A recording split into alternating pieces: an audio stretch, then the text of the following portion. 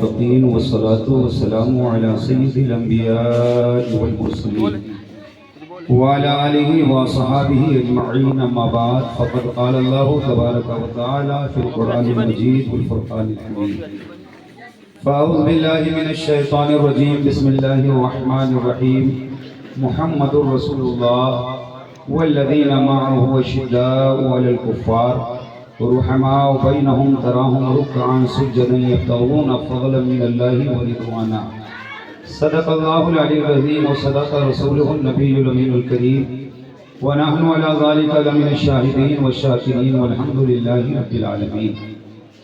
خیر و برکت کے لیے بآواز بلند درود شریف پڑھنے اللہم صلی علی سیدنا شفیعنا حبیبنا مولانا محمد بارک وسلم صلاۃ و سلام علیک یا رسول اللہ.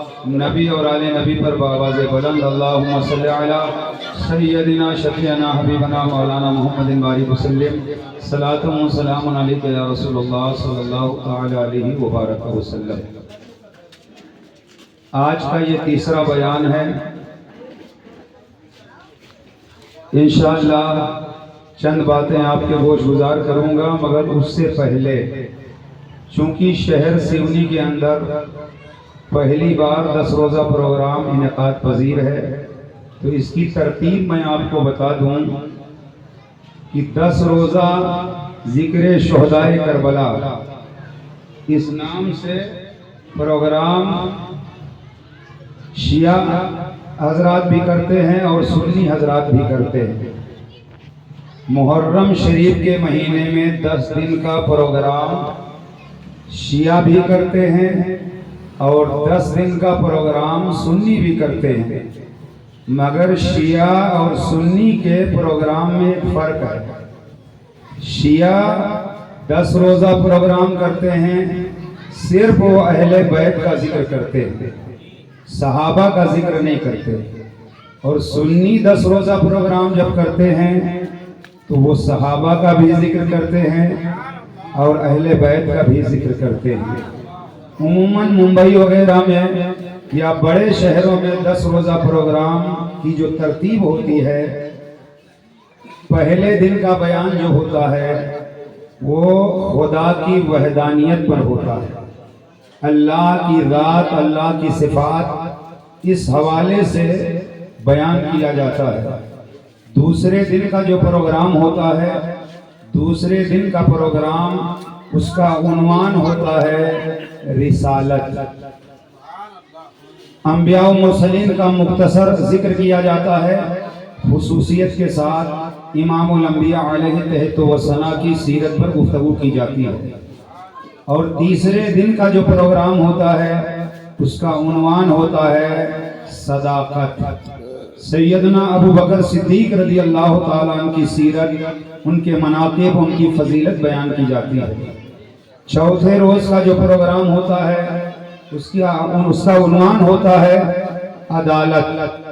فاروق اعظم رضی اللہ تعالیٰ عنہ کی سیرت، ان کے کمالات، ان کے فضائل، ان کے مناقب بیان کیے جاتے ہیں.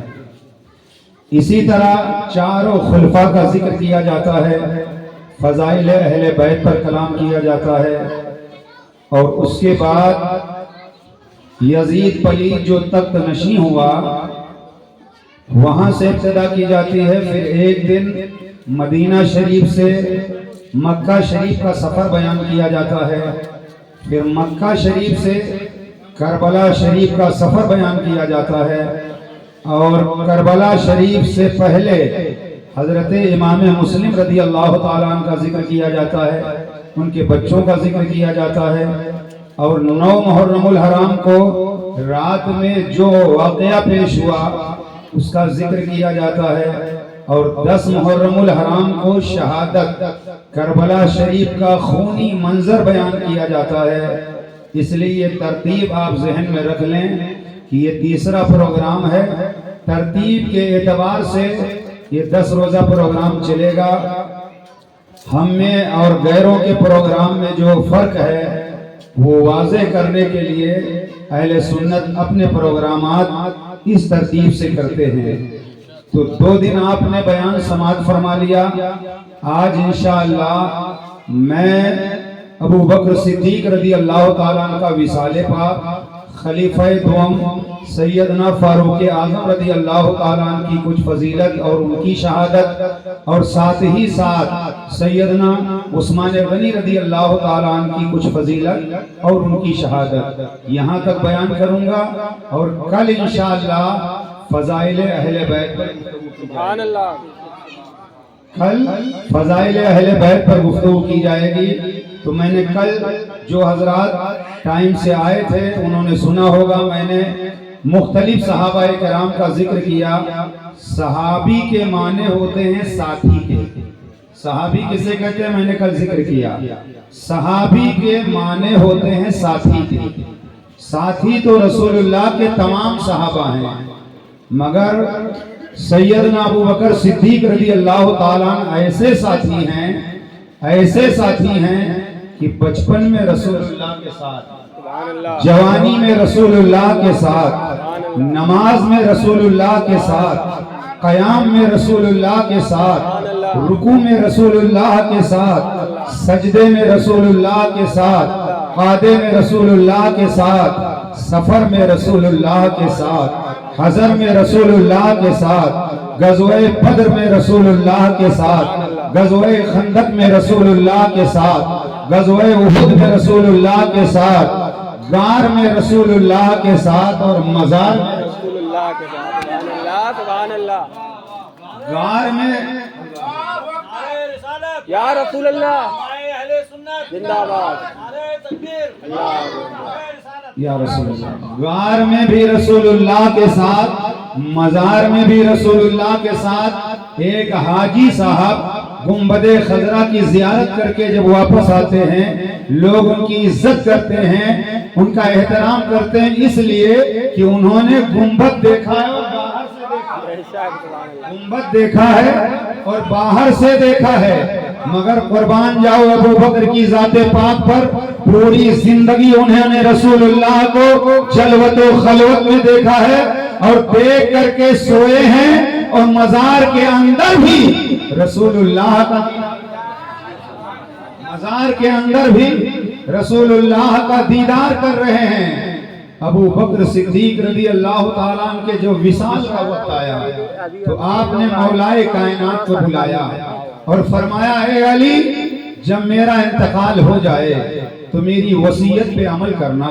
मौला अली फरमाते हैं, आप वसीयत बयान करें। अबू बकर सिद्दीक कहते हैं, ए अली, जब मेरा विसाल हो जाए, मेरा इंतकाल हो जाए, तो उन्हीं हाथों से मुझे गुस्ल देना जिन हाथों से तुमने अल्लाह के रसूल को गुस्ल दिया, और ए अली, उसी चारपाई पे मुझे उठाना जिस चारपाई पर अल्लाह के हबीब को तुमने उठाया था।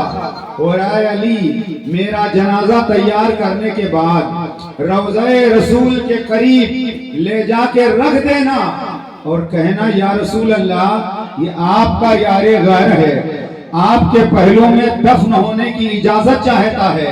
ए अली, अगर दरवाजा खुद ब खुद खुल जाए, अंदर से आवाज आ जाए, तो मुझे रसूलुल्लाह के पहलू में दफन कर देना।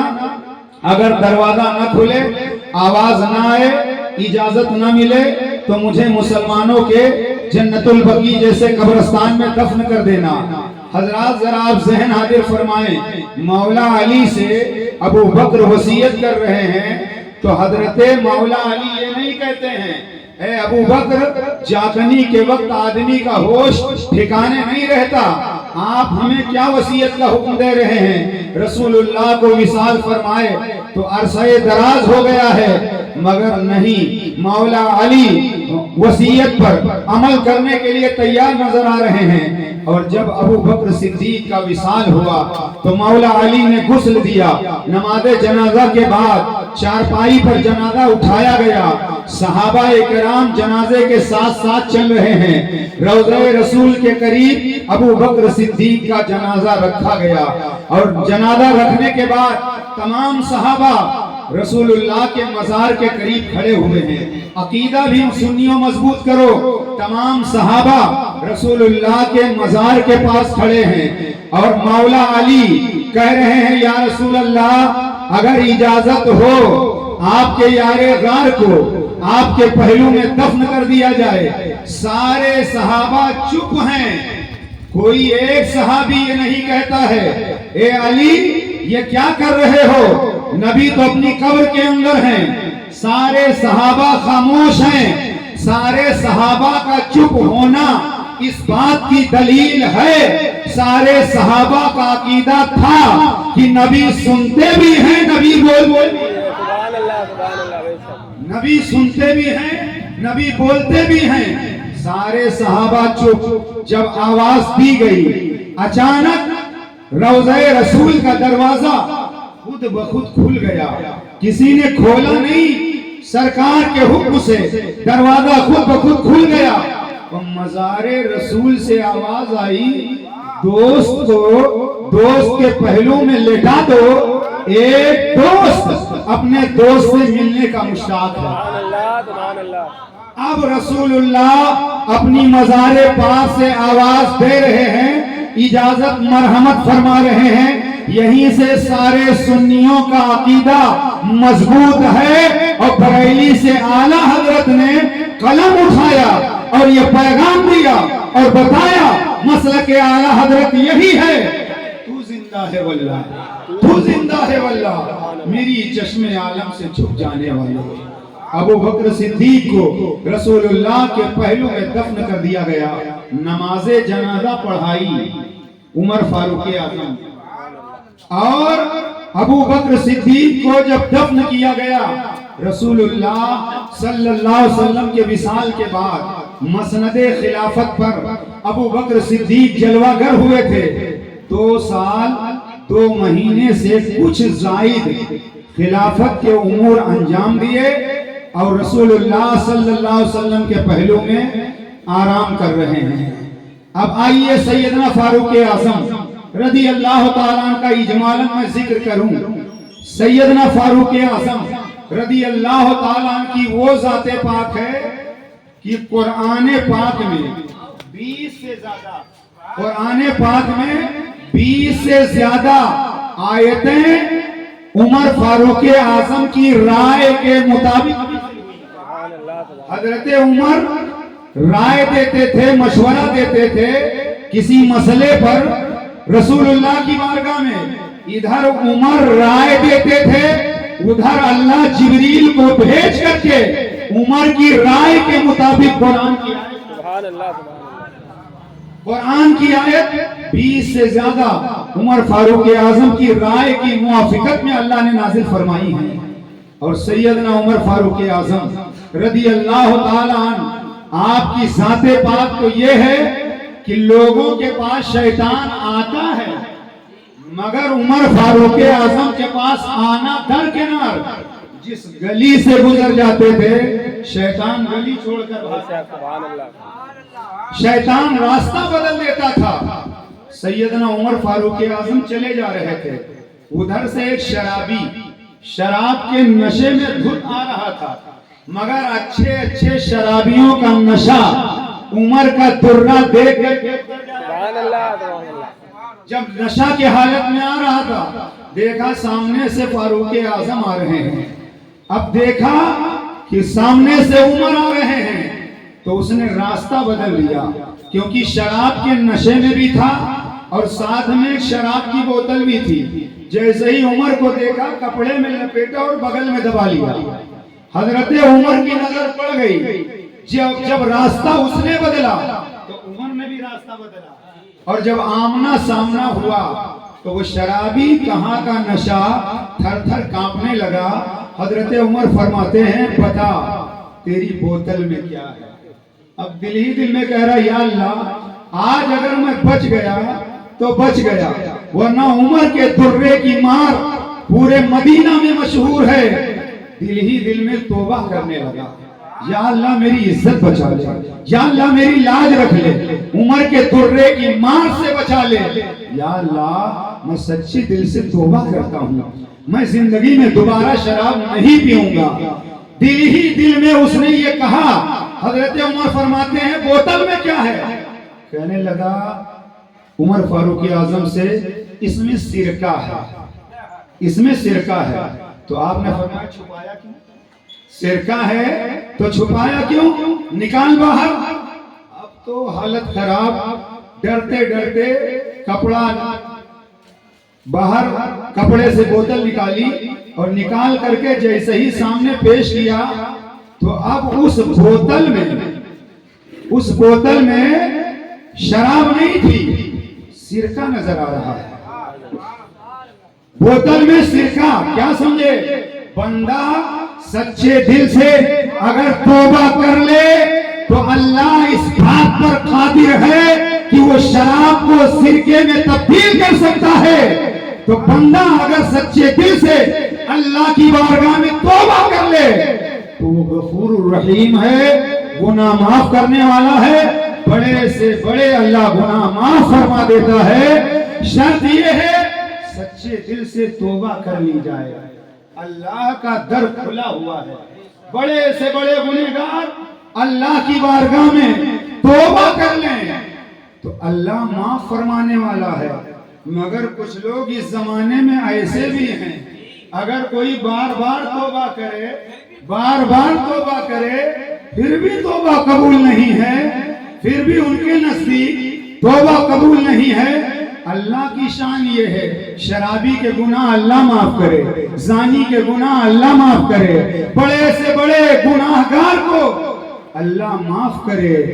اور ایسے بندے کہ جو خود گناہوں میں ڈوبے ہوئے ہیں، خود گناہ کرتے ہوئے نظر آ رہے ہیں، مگر کوئی توبہ کر رہا ہے تو اس کی توبہ قبول نہیں کی جا رہی ہے اور اس کے بعد میں تعویل کی جا رہی ہے، ایسا ہو گیا، ویسا ہو گیا، ویسا ہو گیا۔ یاد رکھنا، اگر کوئی یہ علماء بیٹھے ہیں، غازی عادل رضا صاحب الحمدللہ پورے ضلع میں میرا دعویٰ ہے سب سے زیادہ، چاہے وہ علم کلام ہو، علم لغت ہو یا کوئی بھی علم ہو، ہر علم میں اللہ نے ملکہ عطا فرمایا ہے۔ اگر کوئی کافر کسی کے پاس ایمان لانے کے لیے آئے اور وہ ٹال مٹور کرے اور تاخیر کرے تو جس کے پاس توبہ کرنے کے لیے آیا ہے اگر یہ تاخیر کر رہا ہے تو یہ گناہگار ہوگا، کیونکہ اگلا آیا ہے اسلام لانے کے لیے، توبہ قبول کرنے کے لیے۔ لہذا اللہ کا خوف اگر دل میں پیدا ہو جائے، اللہ معاف کرنے والا ہے، ہمیں دنیا والوں کو حساب نہیں دینا ہے، اللہ کو حساب دینا ہے۔ اللہ سے ڈرتے رہو، زمانے کے لوگ آپ سے ڈرتے رہیں گے، اور زمانے سے ڈرتے رہو گے، چور اچکوں سے ڈرتے رہو گے، دنیا داروں سے ڈرتے رہو گے، در بدر بھٹکتے رہو گے۔ جو بندہ اللہ سے ڈرتا ہے، زمانے کے لوگ اس سے ڈرتے ہیں۔ حضرت عمر کی ہیبت کا عالم یہ تھا کہ بڑے بڑے بادشاہ بھی ہمت نہیں ہوتی تھی کہ حضرت عمر سے نظر ملا۔ یہ حضرت عمر رضی اللہ تعالیٰ عنہ کی شان تھی، اور وہی فاروق اعظم ہیں۔ دو لوگوں میں جھگڑا ہو گیا پانی لگانے کے لیے کھیت میں، ایک کہتا تھا پہلے پانی میں لگاؤں گا، دوسرا کہتا تھا پہلے پانی میں لگاؤں گا۔ جب جھگڑا بڑھا تو دونوں نے کہا یار ہم آپس میں جھگڑا کیوں کریں، اللہ کے حبیب موجود ہیں، چل کر فیصلہ کروا لیا جائے۔ سرکار کی بارگاہ میں دونوں آئے، ایک مسلمان کہلاتا تھا، منافق تھا مگر اپنے آپ کو مسلمان کہلاتا تھا، وہ آیا رسول اللہ کی بارگاہ میں، دوسرا یہودی تھا، مسلمان نہیں تھا۔ جب آئے دونوں نے اپنا اپنا مقدمہ پیش کیا، اللہ کے حبیب نے سنا تو فیصلہ یہودی کے حق میں دے دیا، کیونکہ یہودی کے حق میں فیصلہ دے دیا۔ اب جب یہودی کے حق میں فیصلہ دے دیا اور یہ منافق مسلمان اس کے حق میں فیصلہ نہ ہوا تو وہاں تو بول نہیں سکتا تھا، دربار رسول سے باہر آیا اور آنے کے بعد یہودی سے کہنے لگا یہ اللہ کے حبیب ہیں، رحمت للعالمین ہیں، فیصلہ تو ٹھیک ہی کیا ہے مگر میں چاہتا ہوں عمر سے فیصلہ کروا لیا جائے۔ تو یہودی تھا، مسلمان نہیں تھا، مگر اس کا یقین دیکھو، کہنے لگا جب تمہارے نبی نے فیصلہ کر دیا ہے تو مجھے کوئی ڈر نہیں ہے، عمر کے پاس بھی میں چلنے کے لیے تیار ہوں، کیونکہ جو حق پر ہوتا ہے کہیں بھی بٹھاؤ، کہیں بھی بٹھاؤ، کہیں بھی لے جاؤ، حق بات کرنے والا نہ تنہائی میں ڈرتا ہے، نہ جھرمٹ میں ڈرتا ہے، نہ لوگوں کے مجمع میں ڈرتا ہے۔ اس نے کہا مجھے کہیں بھی لے چلو، میں چلنے کے لیے تیار ہوں۔ حضرت عمر کے پاس اس منافق مسلمان نے کہا چلو عمر بہت اچھا فیصلہ کرتے ہیں، عمر فیصلہ کریں گے، کہا چلو فیصلہ ہو جائے۔ حضرت عمر کے پاس یہودی گیا، وہ منافق مسلمان گیا، تو جیسے ہی اپنا واقعہ بیان کیا تو وہ مسلمان جانتے ہو جو منافق تھا بار بار کہہ رہا تھا میں مسلمان ہوں، میں مسلمان ہوں، یعنی میرا چہرہ دیکھو، فیصلہ میرے حق میں کرو، مگر اسلام کبھی ناحق فیصلہ نہ کرتا ہے، نہ کرنے کی اجازت۔ اسلام چہرہ دیکھ کے فیصلہ نہیں کرتا، شریعت ہے، طبیعت کے مطابق فیصلہ نہیں ہوتا۔ چنانچہ عمر فاروق اعظم سے جب منافق نے بار بار کہا میں مسلمان ہوں، تو یہودی نے کہہ دیا کہ اے عمر آپ کے نبی نے فیصلہ میرے حق میں کر دیا ہے۔ تو عمر نے تصدیق کروائی اس منافق سے، کیا یہ ٹھیک بول رہا ہے؟ اس نے کہا ہاں اے عمر فیصلہ تو اللہ کے حبیب نے کر دیا ہے، مگر میں چاہتا ہوں آپ فیصلہ کریں۔ عمر فرماتے ٹھہرو ابھی فیصلہ کیا۔ آپ اندر گئے، جانے کے بعد میں تلوار میان سے نکالی، نکالنے کے بعد آئے اور آنے کے بعد ایک ہی وار میں اس منافق مسلمان کا سر تن سے جدا تھا، لاش الگ تڑپ رہی ہے، سر الگ پڑا ہوا ہے، پورے علاقے میں یہ ہنگامہ بپا ہو گیا۔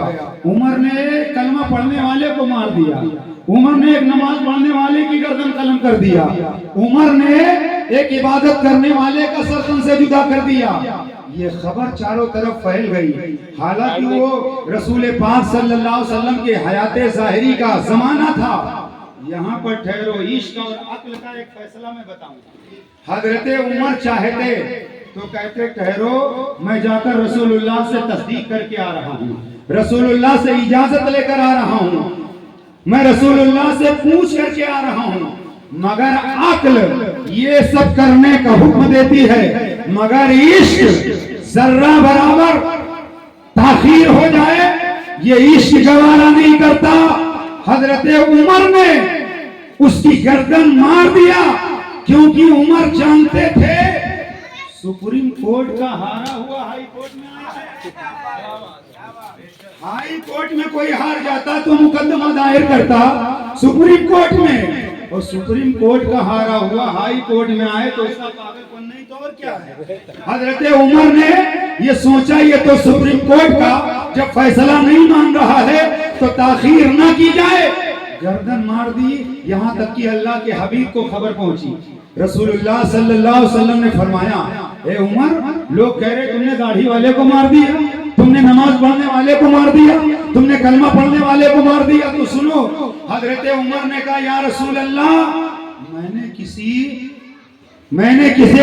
نمازی کو نہیں مارا، میں نے کسی کلمہ پڑھنے والے کو نہیں مارا۔ کلمہ پڑھتا تھا مسلمان نہیں تھا، نماز پڑھتا تھا مسلمان نہیں تھا، داڑھی رکھتا تھا مسلمان نہیں تھا۔ تو عمر کا تاریخ ساتھ جملہ سنو۔ حضرت عمر نے کہا یا رسول اللہ کوئی کتنی بڑی داڑھی کیوں نہ رکھ لے، کوئی کتنی نمازیں کیوں نہ پڑھ لے، جو آپ کا فیصلہ نہ مانے وہ مسلمان ہو ہی نہیں سکتا۔ جو آپ کا فیصلہ نہ مانے وہ مسلمان ہو ہی نہیں سکتا۔ اتنا عمر نے کہا تھا، اللہ نے جبریل سے کہا سبحان اللہ جبریل آیت لے کر جاؤ، اور جبریل قرآن کی آیت لے کر آئے، فلا وربک لا یؤمنون فلا وربک لا یؤمنون حتی فیما حتی یحکموک لا، گویا مفہوم یہ ہے آیت پاک کا فلا وربک لا یؤمنون حتی یحکموک فیما شجر بینہم۔ آیت پاک میں اللہ نے جبریل کو بھیج کر فرمایا کہ اے جبریل جا کر کہہ دو میرے حبیب سے فلا وربک، اے محبوب قسم ہے جو تمہارے فیصلے کو نہ مانے وہ مسلمان ہو ہی نہیں سکتا۔ گویا زبان عمر پہ رب کا قرآن بول رہا ہے، جو عمر نے کہا تھا وہی رب کا قرآن بول رہا ہے۔ حضرت عمر نے گردن مار کے بتا دیا نبی کا عشق مقدم ہے امتی کے لیے، نبی کا عشق مقدم ہے امتی کے لیے۔ شراب جیسے ضروری ہے روشنی کے لیے، شراب جیسے ضروری ہے روشنی کے لیے۔ یہ وہ فاروق اعظم ہیں ان کا جو منصب جو فضیلت ہے، کتاب کا نام نوٹ کر لو، کیونکہ کچھ چورکٹ اسی چکر میں رہتے ہیں، کہاں سے بول دیا کہاں سے بول دیا، تو کتاب کا نام نوٹ کرو، الریاض النظرہ، تاریخ الخلفاء، نزہۃ المجالس، 3 کتابوں کے اندر یہ بات ہے جو میں بتانے جا رہا ہوں۔ جبریل امین سرکار کی بارگاہ میں آئے، اور جب جبریل سرکار کی بارگاہ میں آئے تو میرے آقا نے فرمایا جبریل، عمر کا اللہ کے یہاں جو مقام ہے، عمر کی جو شان اللہ کے نزدیک ہے، عمر کا جو مقام ہے وہ بیان کرو۔ تو جبریل نے کہا یا رسول اللہ کے نزدیک جو عمر کا مقام ہے، جو عمر کی فضیلت ہے، یا رسول اللہ میں جبریل ہو کر کے اگر آپ کی بارگاہ میں اتنے سال تک بیٹھ کر کے فضائل عمر بیان کروں جتنے سال تک نوح علیہ السلام نے اپنی قوم میں تبلیغ کی ہے، پھر بھی میں عمر کے فضائل بیان نہیں کر سکتا۔ سبحان اللہ۔ 950 سال تک حضرت نوح نے اپنی قوم میں تبلیغ کی، گویا جبریل نے رسول اللہ کی بارگاہ میں بیٹھ کر یہ بتا دیا یا رسول اللہ میں جبریل ہو کر کے 950 سال تک اگر عمر کی فضیلت بیان کرتا رہوں تو میں جبریل ہو کر کے عمر کی مکمل فضیلت بیان نہیں کر سکتا۔ اب یہیں پر ٹھہرو، جب عمر کی فضیلت کا یہ عالم ہے تو عمر کی زندگی کی ساری نیکیاں ابو بکر کی صدیق کی ایک نیکی کی طرح، جب عمر کی فضیلت کوئی بیان نہیں کر سکتا تو ابو بکر کی فضیلت کون بیان کر سکتا ہے؟ یہ فاروق اعظم ہیں، آپ کی شہادت کیسے ہوئی؟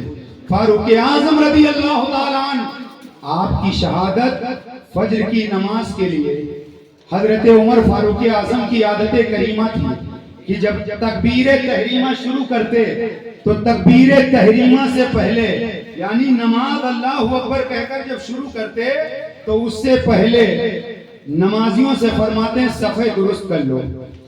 ابو لولو نامی ایک دشمن پہلی صف میں آ کر کے کھڑا ہوا تھا اور حضرت عمر رضی اللہ تعالیٰ نے نماز شروع کی، اور جیسے ہی نماز شروع کی، اس زمانے میں اتنی لائٹنگ نہیں ہوتی تھی، مسجدوں میں دیا جلا کرتے تھے، معمولی سی روشنی کا انتظام ہوتا تھا، جیسے ہی عمر فاروق اعظم نے نماز شروع کی، اس ابو لولو نامی نے دشمن نے کئی ضرب لگائے، کئی خنجر سے وار کیا، یہاں تک کہ حالت نماز میں عمر فاروق اعظم زمین بوش ہو گئے اور آپ زمین پر تشریف لائے، اور وہ بھاگنے کا ارادہ جب اس نے کیا تو 13 لوگوں کو اس نے زخمی کیا اور 6 لوگ بعد میں انتقال کر گئے، 13 لوگوں کو زخمی کیا، اور ایک نمازی نے چادر کا پھندا ڈال کر اسے پکڑ لیا،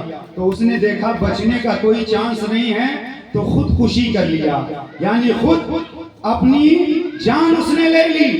ادھر سورج نکلنے کے قریب تھا، حضرت عبد الرحمن بن عوف نے امامت کے فرائض انجام دیے، 2 چھوٹی چھوٹی سورتیں پڑھ کر نماز مکمل کرائی، اس کے بعد حضرت عمر رضی اللہ تعالیٰ عنہ کو گھر لایا گیا، اتنا شدید زخم لگا تھا کہ آپ کو جب نبیس پلائی گئی تو زخم کے راستے سے باہر، آپ کو دودھ پلایا گیا تو وہ دودھ زخم کے راستے سے پیٹ کے ذریعے باہر ہو گیا۔ حضرت عمر فاروق اعظم رضی اللہ تعالیٰ عنہ اسی حالت میں تھے، ایک صاحب ملاقات کے لیے آئے اور جب جانے لگے تو پنڈلی سے نیچے ان کا کپڑا لٹک رہا تھا، اس حالت میں بھی حق پر بات کیا حضرت عمر فاروق اعظم نے اور اسے سمجھایا کہ یہ کپڑا اپنا درست کر لے، گویا ایسے عالم میں شہادت کا وقت قریب ہے، مگر حق بات حضرت عمر بول رہے ہیں، حضرت عمر حق بات بول رہے ہیں۔ اور اس کے بعد ہوتا یہ ہے کہ حضرت عمر رضی اللہ تعالیٰ عنہ کو جب یقین ہو گیا کہ اب میں عنقریب دنیا سے رخصت ہو جاؤں گا، تو اپنے بیٹے کو بلایا اور کہا ہے میرے شہزادے ام المومنین حضرت عائشہ رضی اللہ تعالیٰ عنہ کی خدمت میں جاؤ اور ان سے اجازت مانگو کہ عمر رسول اللہ اور رسول اللہ کے دوست حضرت ابو بکر کے پہلو میں دفن ہونے کی اجازت چاہتے ہیں۔ اگر ام المومنین حضرت عائشہ اجازت دے دے گی تو مجھے ابو بکر کے پہلو میں دفن کر دینا، اگر اجازت نہ ملے تو مجھے جنت البقیع شریف میں دفن کر دینا۔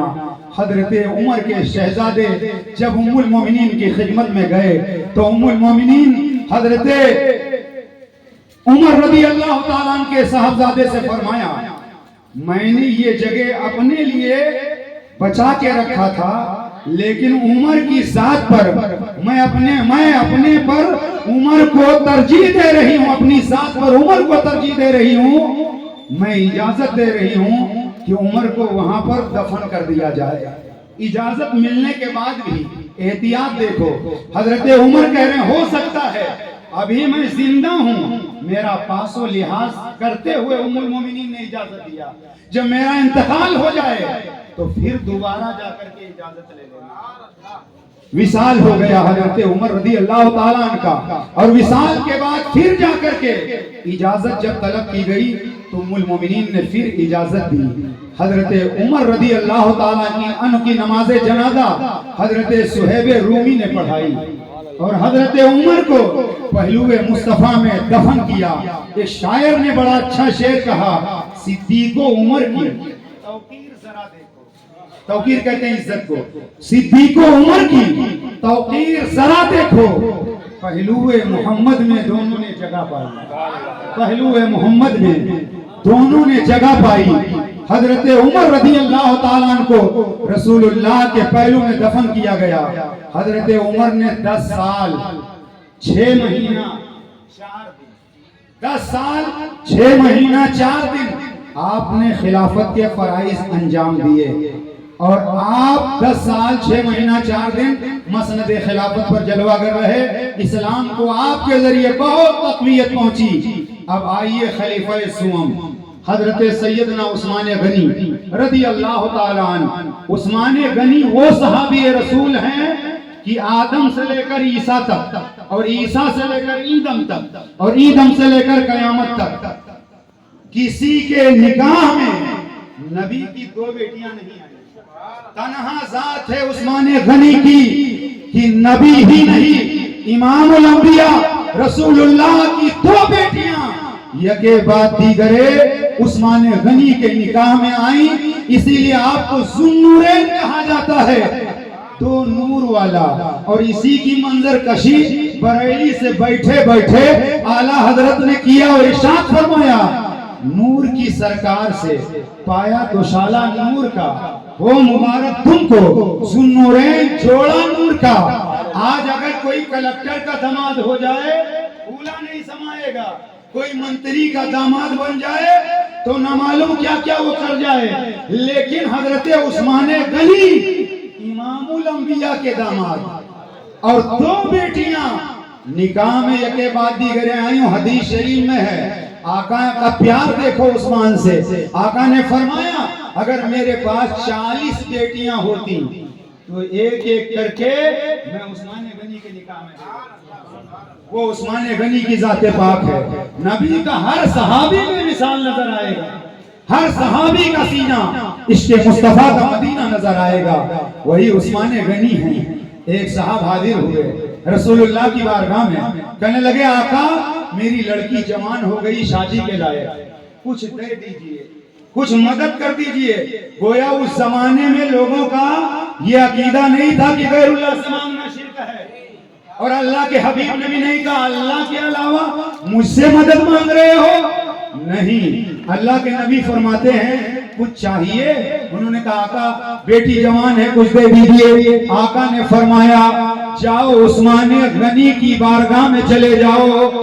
حضرت عثمان غنی کے یہاں آقا نے بھیجا، رات کا سناٹا تھا، اندھیرا تھا، دروازے پر وہ خادم پہنچا، حضرت عثمان غنی بیٹھے ہوئے تھے اور اپنے غلام کو ڈانٹ رہے تھے، نادان تو نے چراغ کی بتی موٹی کیوں کر دی ہے؟ چراغ کی بتی پتلی ہوتی تیل کم جلتا، دوسرے دن کام آتا۔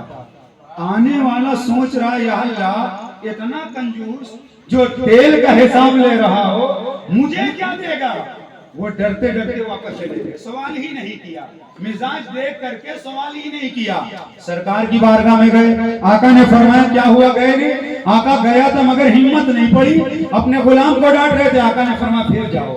دوسرے دن جب گئے تو کیا دیکھا؟ آج حضرت عثمان اپنے دوسرے غلام کو ڈانٹ رہے ہیں، تو نے دال میں نمک کی کنکری زیادہ کیوں ڈال دی ہے؟ یہ بچتی تو کل کام آتی، پھر لوٹائے۔ آقا نے فرمایا گئے نہیں، آقا گیا تھا ہمت نہیں پڑ رہی، فرمایا پھر جاؤ۔ جب تیسری بار گئے تو حضرت عثمان غنی کی نظر پڑ گئی، آپ نے فرمایا ہے آنے والے 2 دن سے آتے ہو جاتے ہو، آتے ہو جاتے ہو، اظہار مدعا بیان نہیں کرتے، آنے کا سبب بیان نہیں کرتے۔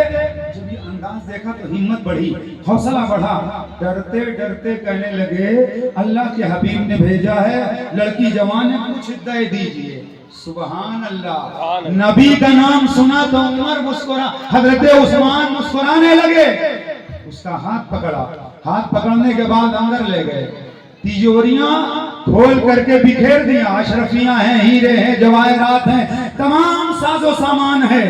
حضرت عثمان غنی فرماتے ہیں جتنا لے جانا چاہو لے جاؤ، تمہیں روکنے والا کوئی نہیں۔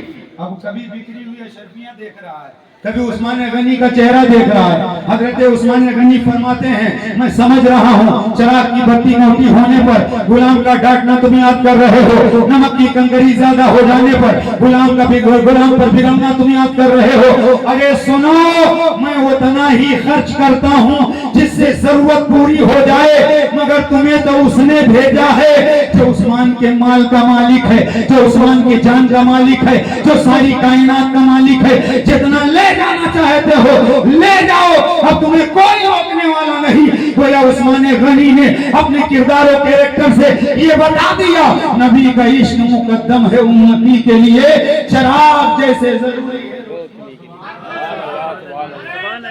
اللہ اکبر، یا رسول اللہ، چراغ جیسے ضروری ہے روشنی کے لیے۔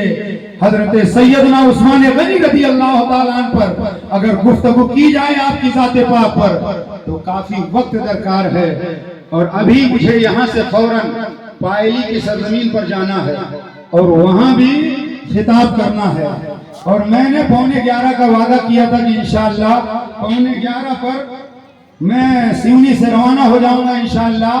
عثمان غنی رضی اللہ تعالیٰ عنہ کی شہادت بھی بڑی دردناک ہے، آپ پر بھی پانی بند کیا گیا، بلوائیوں نے آپ کے گھر کا محاصرہ کر لیا، اور حضرت عثمان غنی رضی اللہ تعالیٰ عنہ کی شہادت کا منظر اتنا دردناک ہے کہ بلوائیوں نے آپ کے گھر کا محاصرہ کیا، اور ایک وقت ایسا آیا جب عثمان غنی کے گھر میں دیوار پھاند کر کے لوگ داخل ہو گئے۔ عثمان غنی رضی اللہ تعالیٰ عنہ قرآن پاک کی تلاوت کر رہے تھے، بلوائیوں نے آپ پر چاروں طرف سے حملہ کیا اور آپ کو شہید کر دیا۔ آپ کی بیوی حضرت نائلہ آگے بڑھ ہی بچانے کے لیے ان کی انگلیاں کٹ گئیں۔ عثمان غنی رضی اللہ تعالیٰ عنہ کے جسم سے جب خون کا قطرہ گرا ہے تو جانتے ہو حضرت عثمان غنی قرآن کی تلاوت کر رہے تھے، فَسَيَكْفِيكَهُمُ اللَّهُ وَهُوَ السَّمِيعُ الْعَلِيمُ۔ اس آیت کریمہ پر حضرت عثمان غنی کے خون کا قطرہ گرا اور عثمان غنی نے شہادت کا جام پی لیا۔ اے لوگوں، آپ کی توجہ، دنیا میں شہید بہت سارے لوگ ہوئے ہیں، قیامت تک شہید ہوں گے، مگر کسی کی شہادت کی گواہی بدر کا میدان دے گا، کسی کی شہادت کی گواہی احد کا میدان دے گا، کسی کی شہادت کی گواہی کربلا کا میدان دے گا، کسی کی شہادت کی گواہی کوئی زمین دے گی، کسی کی شہادت کی گواہی کوئی جگہ دے گی، مگر عثمان غنی کی شہادت کی گواہی اللہ کا قرآن دے گا۔ عثمان غنی کی شہادت کی گواہی اللہ کا قرآن دے گا، کیونکہ عثمان غنی جب شہید ہوئے تو آپ کے خون کا قطرہ قرآن پاک کی آیت پر گرا۔ تمام सहाबाए किराम बेमिसाल हैं। मुस्तफा ने कह दिया तमाम सहाबा सितारों की तरह हैं। हर सहाबी का हम एहतराम करते हैं, हर सहाबी की हम इज्जत करते हैं, और यही अहले सुन्नत का मसलक है कि हम सहाबा का भी एहतराम करते हैं, अहले बैत से भी प्यार करते हैं। इंशाअल्लाह कल फज़ाइल अहले बैत पर गुफ्तगू होगी। अस्सलामु अलैकुम व रहमतुल्लाह।